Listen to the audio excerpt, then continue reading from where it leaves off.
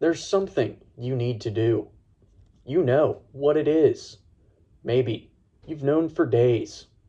You open the document, look at the blank page, and suddenly you should probably check your email. You check it. Nothing important. Back to the document. Maybe you need coffee first. You make coffee. You sit down again. Then your phone lights up. You check it. 5 minutes becomes 20. Eventually, you tell yourself, I'll do it later. And for a moment, you feel better. That's important because we usually describe procrastination as failure of time management. But notice what happened. The moment you escaped the task, you experienced relief. Maybe the real question isn't, why can't I manage my time? Maybe it's, what feeling disappeared when I decided not to start? Boredom, anxiety, confusion, self-doubt, frustration, fear of failure, fear that your work won't be good enough.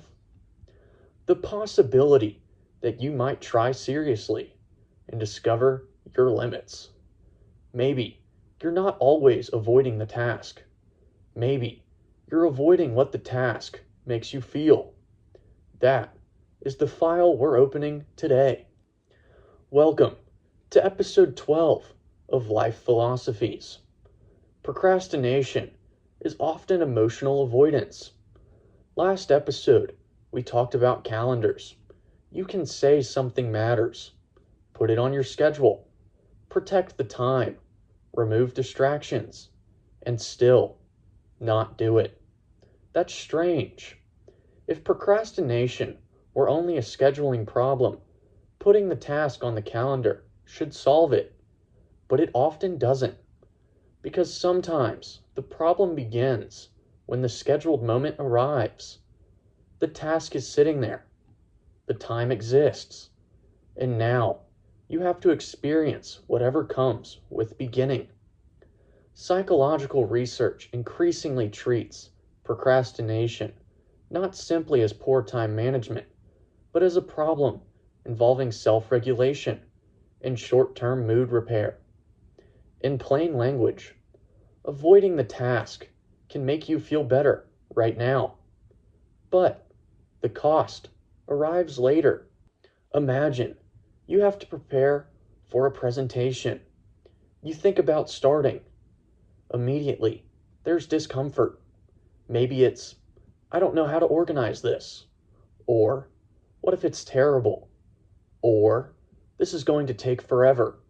So you decide, I'll start tonight. So what happens immediately? Usually, it's relief. The presentation hasn't disappeared. The deadline hasn't changed. But the unpleasant feeling has temporarily decreased. Your brain learns something from this. Avoidance works. Not long term, but right now. And right now is psychologically powerful. The next time the task creates discomfort, avoidance becomes even more tempting. So, this creates a loop. Task to discomfort, to avoidance, to relief. Then later on, it's guilt to pressure, to more discomfort, to more avoidance. The problem, it compounds.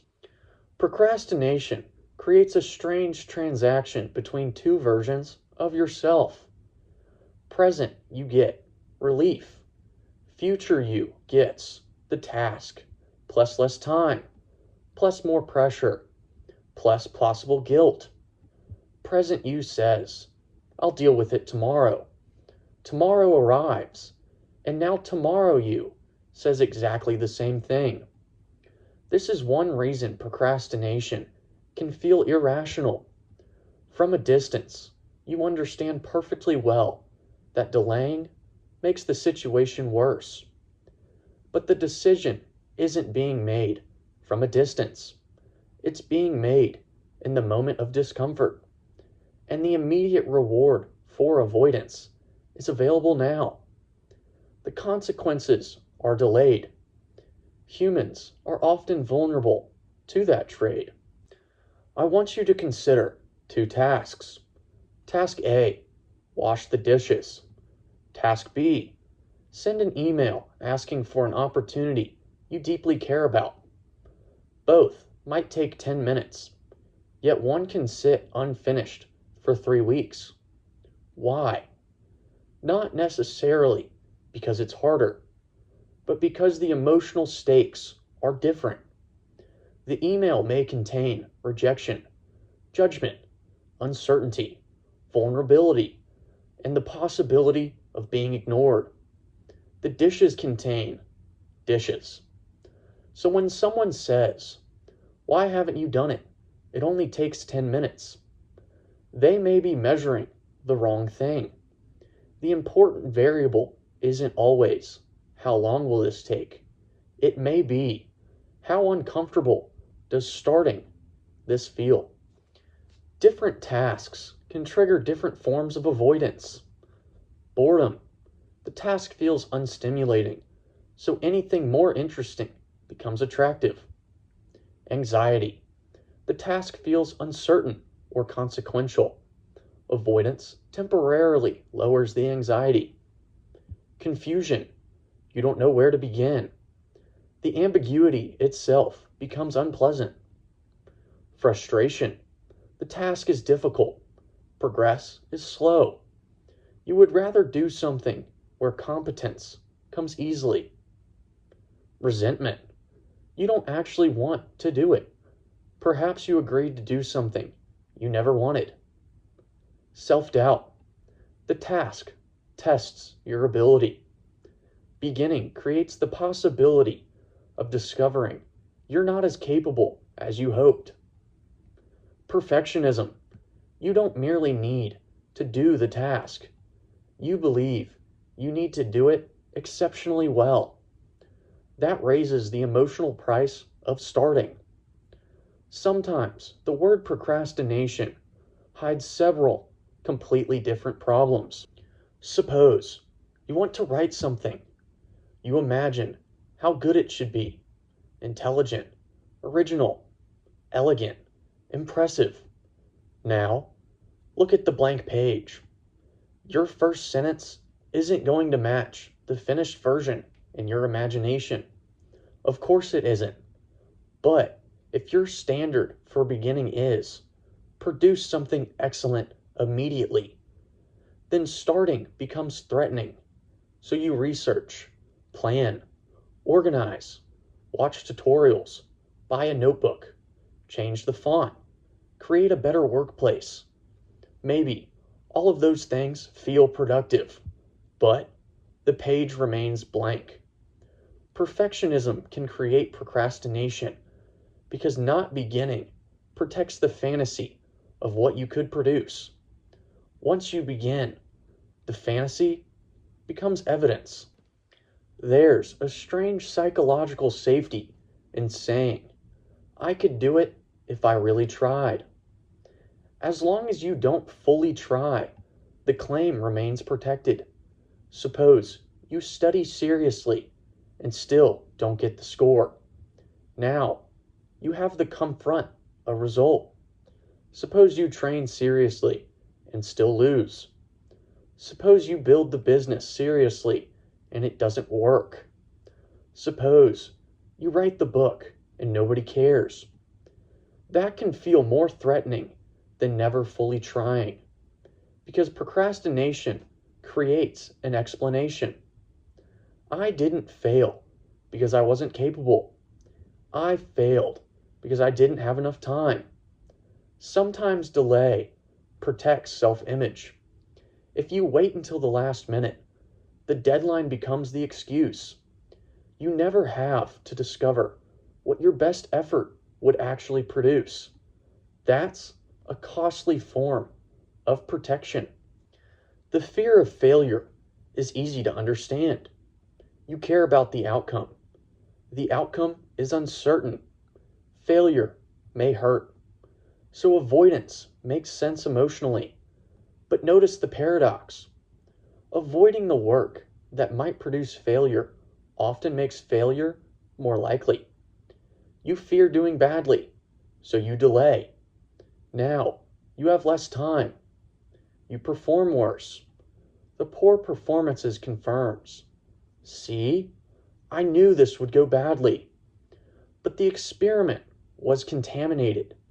You didn't test your ability under reasonable conditions. You tested your ability under the conditions created by avoidance. People sometimes talk about the fear of success. That phrase can sound strange.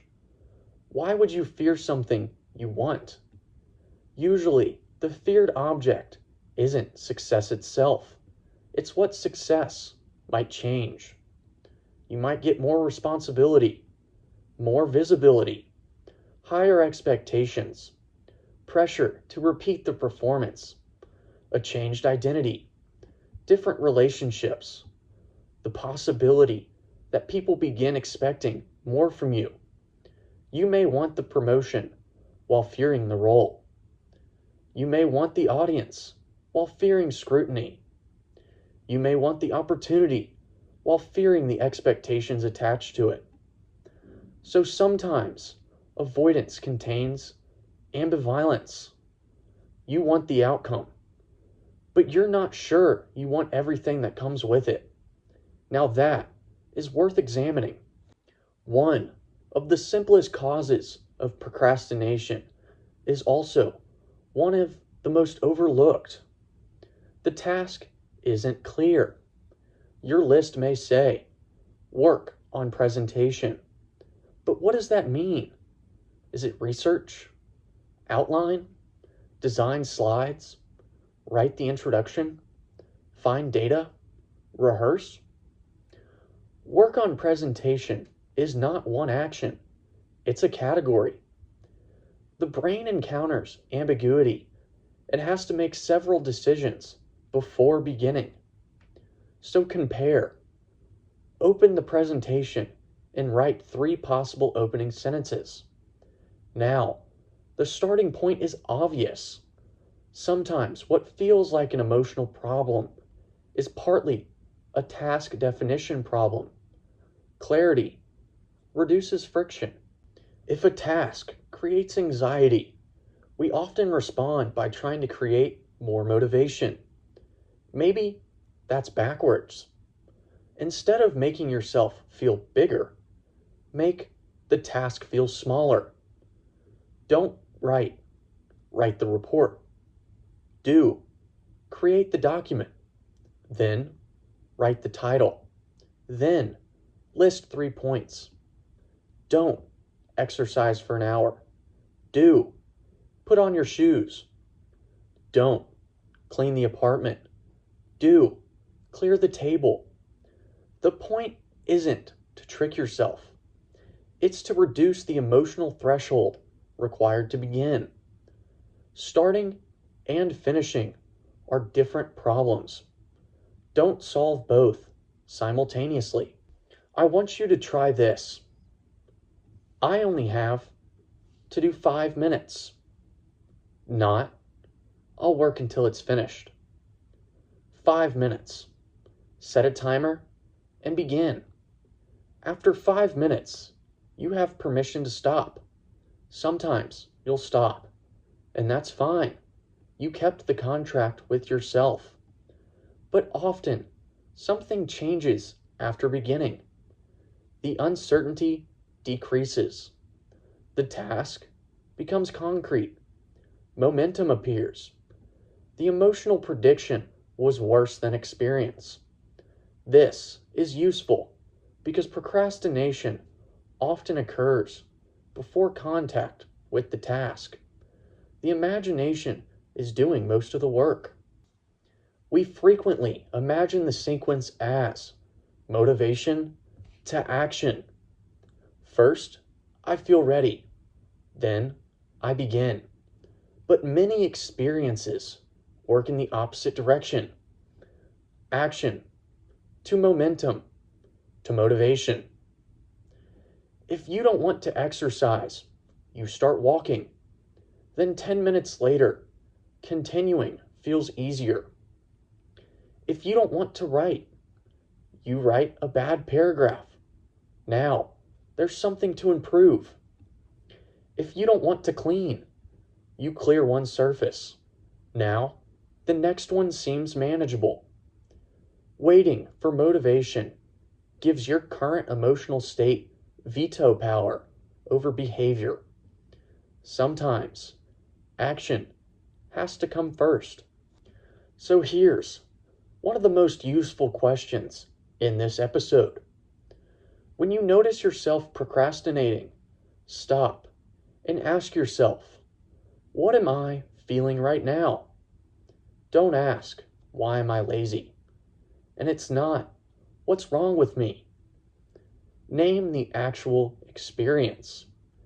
Are you bored, anxious, overwhelmed, confused, insecure, resentful, tired, or afraid? Then ask yourself, what about this task is producing that feeling? Now you have information, because different emotions require different responses. Confusion may need clarification. Being overwhelmed may need smaller steps. Anxiety may need exposure. Resentment may require negotiating the commitment. Fatigue may genuinely require rest. There isn't one universal procrastination solution because there isn't one universal cause. So, let me give you a distinction that truly matters. Sometimes you don't need discipline, you need rest. If you've slept badly for days, worked continuously, or exhausted your attention, difficulty beginning may not be a psychological avoidance. You may simply be depleted. So how do you tell the difference? Well, there's one useful question. Does this break restore me? Rest tends to leave you more capable of returning. Avoidance often leaves you more anxious, more guilty, more rushed, and strangely, less rested. 3 hours of anxious scrolling while thinking about the thing you're avoiding doesn't feel like 3 hours off, because psychologically, you never really left the task. Procrastination doesn't always look like doing nothing. Sometimes it looks incredibly productive. You clean your desk, answer emails, organize files, research tools, update your calendar, do your laundry, complete 5 minor tasks, and avoid the one task that actually matters. This is dangerous because productivity becomes camouflage. At the end of the day, you can say, I was busy all day, which is true, but the important task remains untouched. So ask yourself, if I could complete only one thing today, which task would make the biggest difference? Then notice how strongly you want to do everything except for that. Some chronic procrastinators become very good at working under pressure. The deadline arrives. Suddenly, focus, energy, and clarity. Why? Because urgency removes choices. There is no longer time to perfect it, overthink, plan endlessly, wonder whether you feel motivated.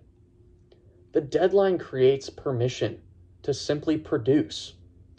This can create a dangerous belief. I work better under pressure. Maybe, but perhaps pressure is simply the mechanism that finally becomes stronger than avoidance. The question is whether you could create clarity earlier without needing panic as fuel. After procrastinating, people often attack themselves, calling themselves lazy, undisciplined, useless. But why can't I just do things? You might imagine criticism creates motivation. Sometimes it creates the opposite. Now, the task is associated not only with its original discomfort, but with shame. So you avoid the task. Then judge yourself for avoiding it. Now, returning to the task means confronting both. The emotional cost increases. A more useful response is not indulgence, it's diagnosis. I avoided this. What made avoidance rewarding?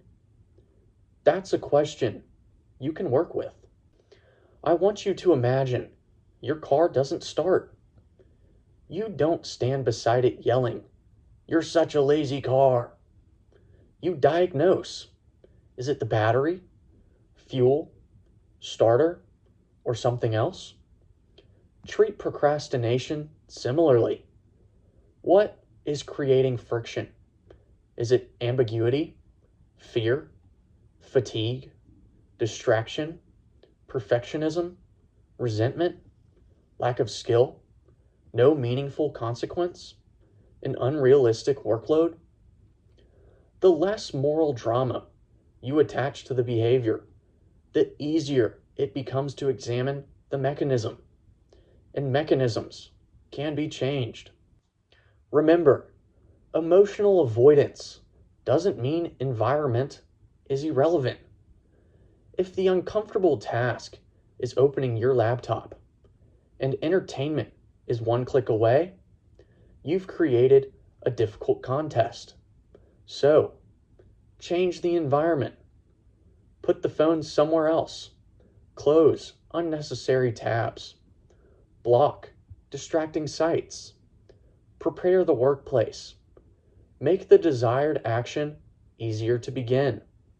Make avoidance slightly more difficult. This doesn't solve every emotional problem, but it reduces the number of escape routes available at the exact moment discomfort appears. Instead of saying, "I'll work on it tomorrow," use a more specific plan. So, for example, at 9 o'clock tomorrow morning, at my desk, I will open the document and work on the outline for 20 minutes. Specificity matters. When, where, what exactly, and for how long? The fewer decisions required at the starting moment, the fewer opportunities there are for discomfort for negotiation. The task becomes less. Should I start now? And more. This is what happens at 9 o'clock. So, here's an exercise. I want you to choose one task you've been avoiding. Write it down. Then answer these questions. Number 1, what exactly am I avoiding? Not the project, the next action. Number 2, what do I feel when I think about starting? Name it. Number 3, what am I afraid might happen? Failure? Judgment? Boredom? Confusion? Discovering something uncomfortable? Number 4, what reward do I get from delaying? Is it relief? Entertainment? Protection of self-image? Freedom from pressure? Number 5, what does future me inherit because of that relief? Less time? More stress? Lost opportunity? Number 6, how can I reduce the size of the first action? Make it almost embarrassingly small. Number 7, what would 5 minutes of contact with the task look like? That is your starting point. Now, here's the experiment for this week. Whenever you catch yourself reaching for an escape, whether it's your phone, another tab, the refrigerator, an email, some minor task. Pause yourself for 10 seconds. Don't force yourself to work yet. Just ask, what feeling am I trying to leave? That's it. Maybe it's, I'm confused. Good. Now you know the problem. Maybe it's, I'm anxious. Good. Maybe it's, I'm bored. Good. Maybe, I don't think I can do this well. Now, we're getting somewhere. The pause interrupts automatic avoidance long enough to make the emotional mechanism visible. There's a deeper principle here. If every uncomfortable feeling becomes a signal to stop, your world gradually becomes smaller. Difficult conversations become avoidable. Hard work becomes avoidable. Learning becomes avoidable. Risk becomes avoidable. Uncertainty becomes avoidable. But many worthwhile activities contain discomfort. So perhaps the skill is not, how do I eliminate discomfort before acting? And maybe it's, can I act while some discomfort is present? You don't need zero anxiety to begin, or zero boredom, or zero uncertainty, or zero self-doubt. Sometimes progress is simply doing the next reasonable action while feeling something you'd rather not feel. But don't assume every avoidable task needs to be conquered. Sometimes avoidance is information. You've been postponing a commitment for months. Maybe you don't want it. You keep delaying a project. Maybe the project no longer matters. You avoid a recurring responsibility. Maybe you need a boundary. So remember episode 8. An obstacle can sometimes be a warning. The same applies here. So ask yourself, should I do this? Before endlessly asking, how do I force myself to do this?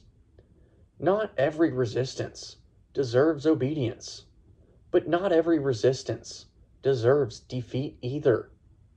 So examine it. I want you to choose one task you've been avoiding. So within the next 24 hours, step 1, name the emotion. What appears when you think about starting?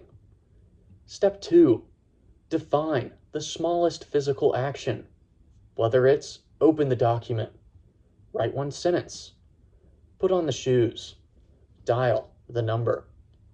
Step 3, commit to 5 minutes. Not completion, just 5 minutes. Step 4, remove one escape route. Put your phone away, close the tab, shut the door, whatever matters. Step 5, stop after 5 minutes if you want. You're allowed to. The objective is not finishing the task. The objective is teaching yourself, I can begin while discomfort is present. That's the experiment. Think about the thing you've been avoiding most. Now, imagine the task disappeared completely. You never had to do it. Notice the feeling. What changed? Is it relief? Peace? Less anxiety? Less uncertainty? No possibility of judgment? No chance of failure? That feeling may tell you what you've actually been avoiding. Then ask yourself, is avoiding that feeling worth the price I'm paying to avoid the task? Sometimes the answer may be yes. Maybe the task should go. But if the task genuinely matters, you may need a different goal. You don't need to feel ready, but instead, Become willing to begin before readiness arrives. So, let's close the file. Procrastination isn't always laziness. It isn't always poor scheduling. And it isn't always emotional avoidance. Sometimes you're tired. Sometimes the task is unclear. Sometimes the environment is badly designed. Sometimes you have too much to do. Sometimes the task shouldn't be done at all. But often, something happens between knowing what to do and actually beginning. The task creates discomfort. Avoidance removes it. And your brain learns. Escape equals relief. So the goal isn't simply better time management. It's learning to identify what happens emotionally at the moment of action. So name the feeling, clarify the task, shrink the first step, remove an escape route, make 5 minutes of contact, and stop requiring yourself to feel ready before you begin. Because sometimes motivation follows action. Sometimes clarity follows contact. Sometimes confidence follows evidence. And sometimes the only way to discover that the discomfort is survivable is to begin while it's still there. So the takeaway from episode 12 is, don't only ask what task you're avoiding.